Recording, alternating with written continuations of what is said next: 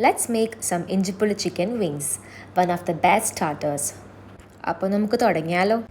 1/2 kilo chicken വിങ്സിലോട്ട് let's add ginger garlic paste, turmeric powder, red chilli powder, പിന്നെ കുറച്ച് black pepper powder add ചെയ്യാം.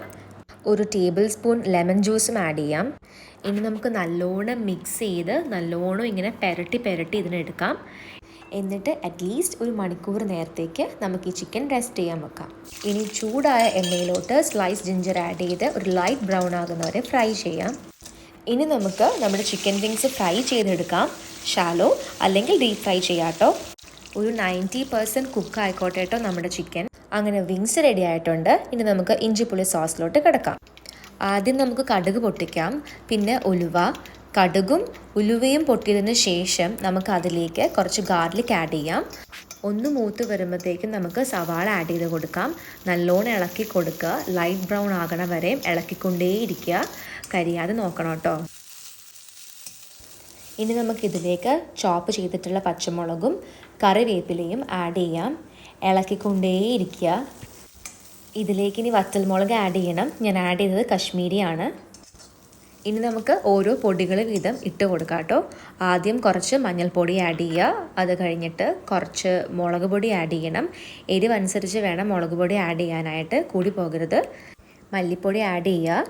എന്നിട്ട് നമുക്ക് ഇതിൻ്റെയൊക്കെ പച്ചമണം പോകുന്നത് വരെ ഇങ്ങനെ ഇളക്കിക്കൊണ്ടേയിരിക്കാം കേട്ടോ. ഇനി നമുക്ക് നമ്മുടെ മെയിൻ ഇൻഗ്രീഡിയൻ്റ് ആയിട്ടുള്ള പുളിവെള്ളം ആഡ് ചെയ്യാം കേട്ടോ. ഞാൻ ഏകദേശം 1 കപ്പ് ഒഴിച്ചിട്ടുണ്ട്.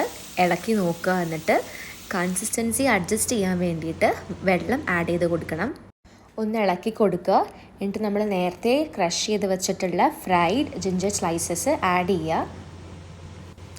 കുറച്ച് മധുരം വേണമല്ലോ, അതിനായിട്ട് നമുക്ക് 1 കപ്പോളം ശർക്കര ഉരുക്കിയത് ആഡ് ചെയ്ത് കൊടുക്കാം. എന്നിട്ട് നല്ലോണം ഇളക്കുക. ഇളക്കിയപ്പോൾ അത്ര തിക്കല്ല എന്ന് തോന്നി, അതുകൊണ്ട് ഞാൻ കുറച്ച് കോൺഫ്ലവർ ആഡ് ചെയ്തു. ടേസ്റ്റ് അനുസരിച്ച് ഉപ്പും ആഡ് ചെയ്യണം കേട്ടോ. ഇഞ്ചിപ്പുളി സോസും വിങ്സും റെഡി ആയിട്ടുണ്ട്. ഇനി ഒരു പാനിലേക്ക് നമ്മുടെ ഇഞ്ചിപ്പുളി സോസ് ആഡ് ചെയ്ത് കൊടുക്കാം.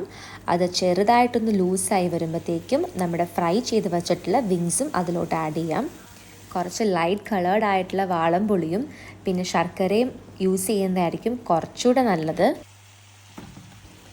നല്ലോണം മിക്സ് ചെയ്ത് കൊടുക്കണം.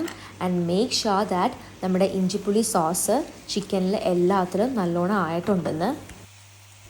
അങ്ങനെ ഷെഫ് പിള്ളയുടെ സ്പെഷ്യൽ ഇഞ്ചിപ്പുളി വിങ്സ് റെഡി ആയിട്ടുണ്ട്. Garnish and serve hot. എല്ലാവരും ട്രൈ ചെയ്ത് നോക്കണം. Also do like, share and subscribe. Thank you.